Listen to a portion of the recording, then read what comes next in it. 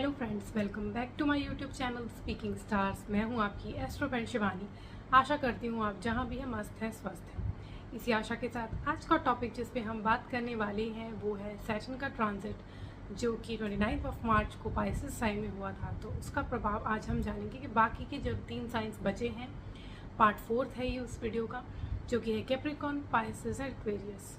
In science में अगर आप इस लगन के हैं या अगर आप इसका मून साइन है आपका, तो आप पे इसका प्रभाव कैसा आने वाला है इस वीडियो में हम ये जानने वाले हैं। तो ये अभी जो है वो 2.5 साल तक इसका अफेक्ट रहेगा। तो हमने पार्ट 1, 2 और 3 में 3 साइंस करके फ्रॉम एरीज टू सैजिटेरियस पर बात की है। अगर आपने नहीं देखा है तो आप नीचे दिए गए डिस्क्रिप्शन बॉक्स में देख सकते हैं। तो चलिए फ्रेंड्स, शुरू करते हैं आज के वीडियो के साथ। पर उससे पहले जल्दी से मेरे चैनल को सब्सक्राइब कर दीजिए। आप लाइक, शेयर और कमेंट भी कर सकते हैं। पर्सनली कुंडली रीड करवानी है तो दिए गए नंबर पर संपर्क भी कर सकते हैं। तो चलिए दोस्तों, शुरू करें आज के वीडियो के साथ। तो अगर आप मकर राशि के हैं तो ये जो गोचर हुआ है सैटर्न का, वो आपके 3rd हाउस में हुआ है। तो यहाँ पे जब भी सैटर्न आता है तो आपके लिए तो बहुत ही अच्छा रिजल्ट लेके आता है, क्योंकि सैटर्न जनरली 3rd हाउस में अच्छा ही माना गया है। और ये आपका लॉर्ड है 1st हाउस का और 2nd हाउस का। तो सबसे पहले तो क्योंकि आपकी 7.5 जो है वो ओवर हो गई है, तो आपके लिए अच्छा समय शुरू हुआ है। आपका जो बहुत देर से काम अटके हुए थे वो अब फुलफिल होने वाले हैं। लेकिन अभी भी आपको कुछ चीज़ों का ध्यान रखना है। जैसे कि सबसे पहले अगर आप सोशल मीडिया प्लेटफॉर्म में अगर कोई स्पीकिंग यानी कम्युनिकेशन का कोई काम कर रहे हैं तो बहुत ध्यान से रखना है अपने जो वर्ड्स हैं उनको, क्योंकि इधर उधर हो सकते हैं और प्रॉब्लम अराइज हो सकती है आपके कम्युनिकेशन के थ्रू।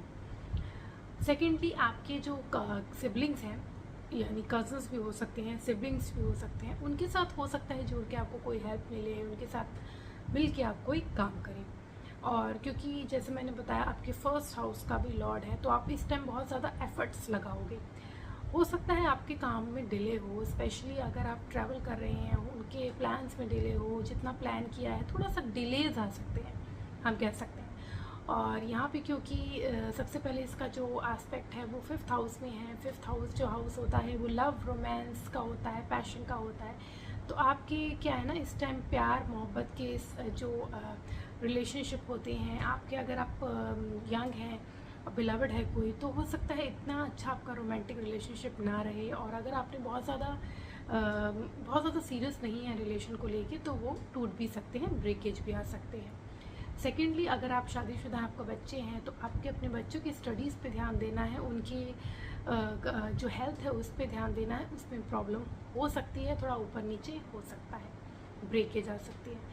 एंड अगर आप खुद स्टूडेंट हैं तो भी आपको ध्यान देना है कि आपकी स्टडीज़ में हो सकता है कुछ ऊंच नीच या उतार चढ़ाव, ये सब भी आ सकते हैं। तो इस चीज़ का आपको बहुत ध्यान देना है। एंड सेकेंडली, आपके क्योंकि पहला तो एस्पेक्ट आपके इसमें हाउस में था 5th हाउस में, अब जो उसका 7th एस्पेक्ट है वो आपके 9th हाउस में है। तो हो सकता है आप कोई गुरु से मिले, कोई टीचिंग आपको हो, कोई एनलाइटनमेंट हो, मतलब आपको गुरुज के थ्रू, क्योंकि सैटर्न जो है ना वो आपके एक टीचर का भी काम करता है। हो सकता है एक हार्श वे में आपको वो सिखाए, क्योंकि आपका 7.5 ओवर हुआ है तो आपको कुछ ना कुछ सिखा के वो गया होगा। तो आपको एक कोई एनलाइटनमेंट करने वाला गुरु मिल सकता है जिसके थ्रू आपको फ़ायदा हो सकता है।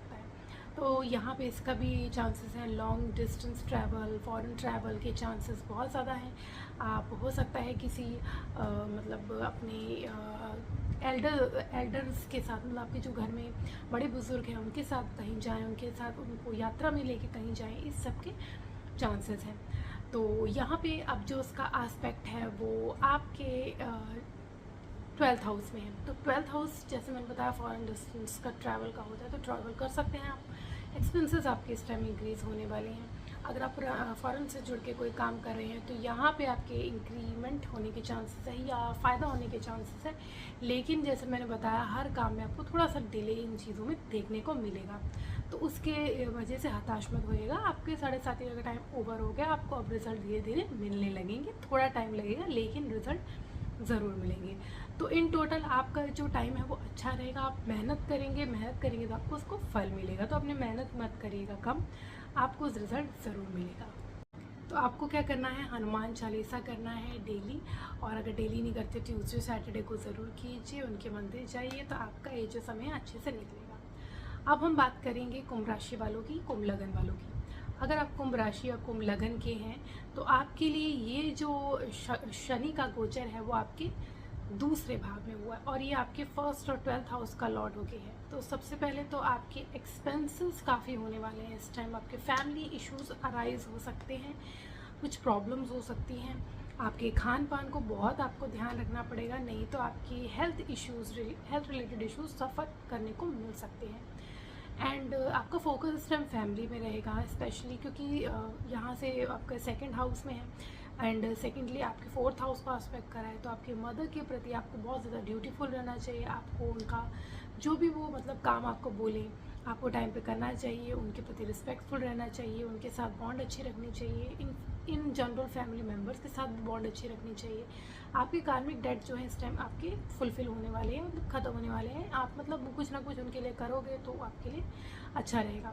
यहाँ पे आपको वाणी पे बहुत ज़्यादा नियंत्रण रखना है, क्योंकि शनि है, राहु भी है। स्पेशली मई तक आपको हेल्थ में और आपकी जो स्पीच है उस पर ध्यान रखना है बहुत ज़्यादा, बिकॉज राहु यहाँ पे होके ना आपकी कड़वाहट ऑलरेडी लाया, अब शनि भी आ गया है तो चीज़ें जो है बहुत ज़्यादा आउट ऑफ द हैंड जा सकती हैं। तो ये चीज़ का ख्याल रखना है। आपकी फैमिली मेम्बर्स के साथ खिटपिट हो सकती है, वो भी आपको ध्यान रखना है। तो ये 2 चीज़ें आपको बहुत ज़्यादा ध्यान रखनी है।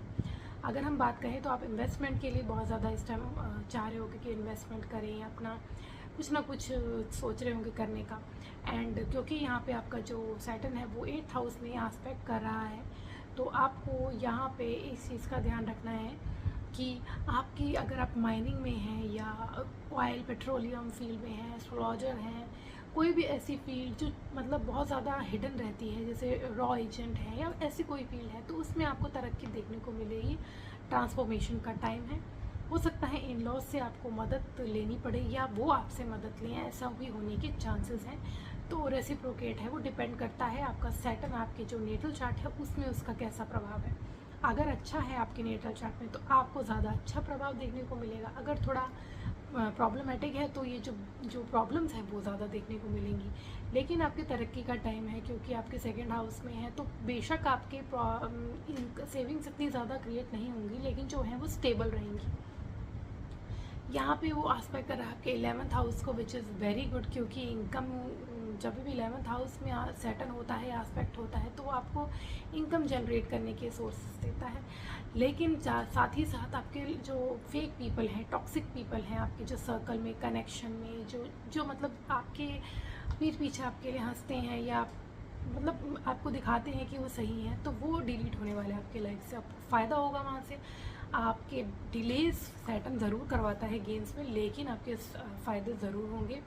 7.5 ही आपके आखिरी जो चरण है वो चल रहा है, लेकिन उससे घबराइएगा नहीं, क्योंकि चीज़ें जो हैं वो धीरे धीरे फॉर्म में आएंगी। जो 2.5 साल जब बीतेंगे तो आप देखेंगे कि आपकी जो चीज़ें हैं वो काफ़ी हद तक सही हो गई हैं। तो ये चीज़ें आपको पीछे ना करें। आपका गेन, इनकम, इन्वेस्टमेंट के जो सोर्सेज हैं बहुत अच्छे से आपको रिटर्न देंगे। तो ये चीज़ें आपको बहुत ज़्यादा ख्याल रखना है। अपनी हेल्थ का ख्याल रखना है, वाणी का ख्याल रखना है। ये 2 चीज़ें इस टाइम सबसे ज़्यादा मैटर करती हैं। बाकी आप मेहनत करेंगे, आपको फल ज़रूर मिलेगा। आपको क्या करना है, आपको हनुमान चालीसा चैंट करना है डेली नहीं तो ट्यूसडे और सैटरडे को ज़रूर करिएगा। अगर आप मीन राशि की हैं तो मीन राशि वालों के लिए या मीन लगन वालों के लिए ये जो गोचर है उनके पहले भाव में हुआ है और आपके 11th हाउस का और 12th हाउस का लॉर्ड होकर आपके फर्स्ट हाउस में है। तो सबसे पहले तो आपको यहाँ पे ध्यान रखना है कि आपकी इनकम के सोर्सेज जो हैं वो जनरेट हो सकते हैं। बेशक आपके 7.5 का जो सेकंड चरण है वो चल रहा है, प्रॉब्लम्स होंगी, मेंटल डिससेटिस्फैक्शन होगी, हो सकता है आप बहुत रिस्ट्रिक्टेड रहें, बहुत कम बोलें, बातचीत कम करें, लेकिन गेंस के चांसेस हैं इस समय भी, तो आपके लिए अच्छी चीज़ है। थोड़ा स्ट्रेस ज़रूर आएगा, वर्कलोड ज़रूर बढ़ेगा, लेकिन अपना काम करेंगे तो आपका काम बनता रहेगा। यहाँ पे फर्स्ट हाउस में सैटर्न होने की वजह से उसका 7th हाउस में एस्पेक्ट है। तो अगर आप अरेंज मैरिज का सोच रहे थे या अगर आपने कोई लव अफेयर भी है और वो सीरियस है, उसको रिलेशनशिप को मैरिज में कन्वर्ट करने का सोच रहे थे, तो अच्छा समय है एंड स्पेशली आफ्टर भी। लेकिन यहाँ पे राहु भी है साथ में अभी, तो आपको अगर आप पार्टनरशिप की भी बात करें, अगर आप पार्टनरशिप बिजनेस में हैं तो वहाँ पे भी हो सकता है कोई चालाकी करने की कोशिश करे, आपके ऊपर आने की कोशिश करे। तो ये चीज़ का ध्यान रखना है और सोच समझ के कोई कॉन्ट्रैक्ट, कोई साइन करना है, आपको बहुत समझ के रहना है। अगर आप ऑलरेडी शादीशुदा हैं तो आपके यहाँ पे अपने जो बिलेवड हैं उनके साथ थोड़ी सी तू मैं हो सकती है जब तक राहु है। राहु के बाद बहुत ज़्यादा अच्छा तो ऐसा नहीं कह सकते एकदम अच्छा रिलेशन हो जाएगा, क्योंकि एस्पेक्ट है तो बहुत ज़्यादा रोमांटिक रिलेशनशिप नहीं रहेगा। थोड़ा सा आप मोनोटोनस लाइफ देखेंगे, रूटीन बहुत ज़्यादा आपका फॉलो होगा, बहुत ज़्यादा वेरिएशंस नहीं आएंगे, ये आपको देखने को मिलेगा इस समय। तो आपको क्या करना है ना, अपने फोकस रखना है अपने काम पे, और जो अपने घर के मैटर्स हैं उनको सॉल्व करके रखना है। यहाँ पे जो सैटर्न का एस्पेक्ट है वो आपके 10th हाउस में भी है। तो 10th हाउस में एस्पेक्ट जब भी आता है तो आपके ट्रांसफॉर्मेशन के चांसेस होते हैं। इट मीन्स आपके जॉब में ट्रांसफॉर्मेशन हो सकती है, ट्रांसफ़र हो सकता है, कुछ नया चेंज आ सकता है।